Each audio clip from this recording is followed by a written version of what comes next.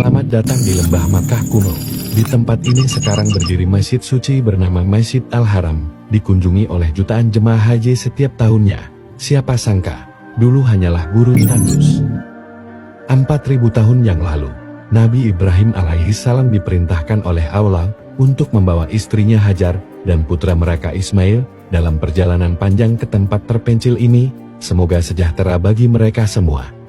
Ibrahim mengetahui melalui wahyu dari Allah bahwa disinilah dahulu berdiri Ka'bah, yang juga disebut rumah kuno, dan disinilah Ka'bah akan dibangun kembali olehnya dan putranya Ismail untuk mengembalikan warisan yang telah lama terlupakan dari tempat suci ini. Ibrahim melakukan perjalanan dengan istrinya Hajar dan bayi laki-lakinya Ismail menuju Makkah di semenanjung Arak. Pada saat itu tidak ada manusia, sumber air, atau makanan. Akhirnya, mereka berkemah di bawah pohon, di dekat lokasi rumah kuno. Setelah mereka menetap, Ibrahim memberikan Hajar sekantong kurma dan kantong air, lalu dengan keterkejutan dia mulai pergi tanpa mengucapkan sepatah kata pun, meninggalkan istrinya dan anaknya sendirian di tempat perkemahan. Hajar buru-buru mengejar suaminya, "Kemana engkau pergi Ibrahim? Meninggalkan kami di lembah ini, tanpa ada manusia, atau apapun?" Ibrahim tidak menjawab. Mungkin, karena takut terlibat dalam argumen dengan istrinya mengenai sesuatu yang Tuhan telah perintahkan padanya. Jadi dia terus berjalan tanpa melihat ke arahnya. Hajar masih mengikutinya sambil mengulangi pertanyaannya, tiba-tiba menyadari bahwa perilakunya yang aneh bisa jadi karena dia tidak punya pilihan. "Ya Ibrahim, apakah Allah telah memerintahkanmu untuk melakukannya?" tanya Hajar. Kali ini Ibrahim memberinya jawaban singkat, "Iya." Hajar menjawab, "Maka Allah tidak akan meninggalkan kita." Dan dia kembali ke tempat perkemahan. Ketika dia tidak bisa melihatnya lagi, Ibrahim menghadap ke arah Ka'bah dan berdoa kepada Allah seperti yang disebutkan dalam Al-Quran, Surah Ibrahim ayat 37, "Ya Tuhan kami, aku telah menempatkan sebagian keturunanku di lembah yang tidak bertanah dekat rumahmu yang suci. Ya Tuhan kami, agar mereka mendirikan sholat. Jadi isilah hati manusia dengan kasih sayang kepada mereka, dan berikanlah mereka buah-buahan, agar mereka bersyukur." Hajar telah bertawakal kepada Allah. Dia terus menyusui Ismail dan minum dari air yang dibawanya, tetapi persediaan itu hanya cukup untuk 1 atau 2 hari. Ketika air akhirnya habis digunakan, dia tidak memiliki lagi susu untuk memberi makan Ismail dan keduanya mulai merasakan haus yang luar biasa. Meskipun dia tahu bahwa Allah bersama mereka, dia tidak bisa hanya tinggal di sana dan menunggu keajaiban terjadi. Akhirnya dia memutuskan untuk mencari orang atau sumber air di sekitar daerah itu, seperti yang disebutkan dalam sebuah cerita oleh Ibnu Abbas. Hajar berkata dalam hatinya, "Aku harus pergi dan mencari sehingga aku bisa melihat seseorang." Untuk memudahkan pencariannya, dia meninggalkan anaknya di tempat perkemahan dan naik ke sebuah bukit terdekat yang dikenal sebagai Al-Safar. Dari tempat yang lebih tinggi ini, dia berharap bisa melihat seseorang atau sesuatu yang mungkin bisa menyelamatkan mereka.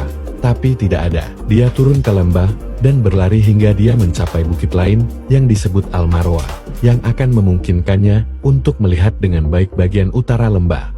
Tetapi lagi-lagi dia tidak bisa melihat sesuatu yang bisa membantunya.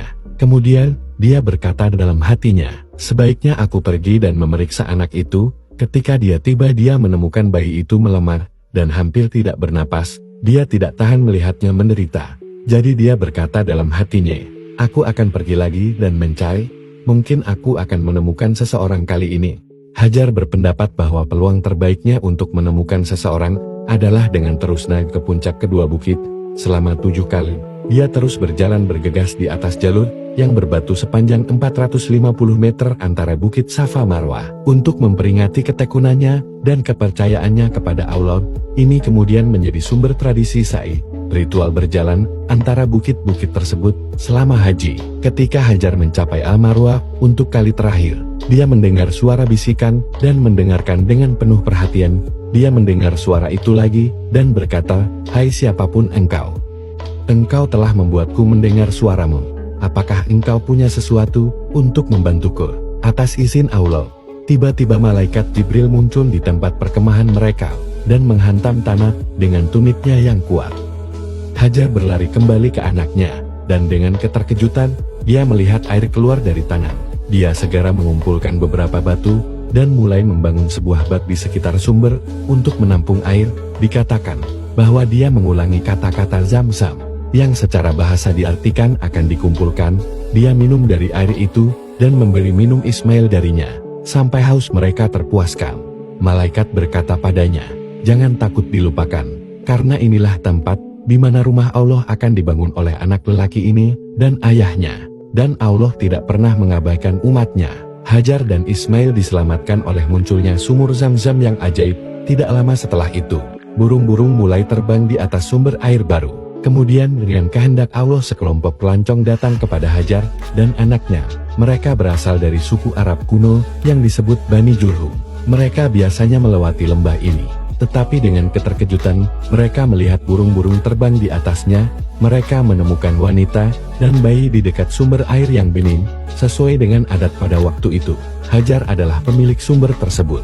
Mereka meminta izin untuk mendirikan perkemahan dan minum dari air, dan sebagai balasannya mereka akan melindungi dan menyediakan kebutuhan untuknya dan Ismail. Hajar setuju dan dia mengangkat tangannya untuk memuji Allah Subhanahu wa Ta'ala.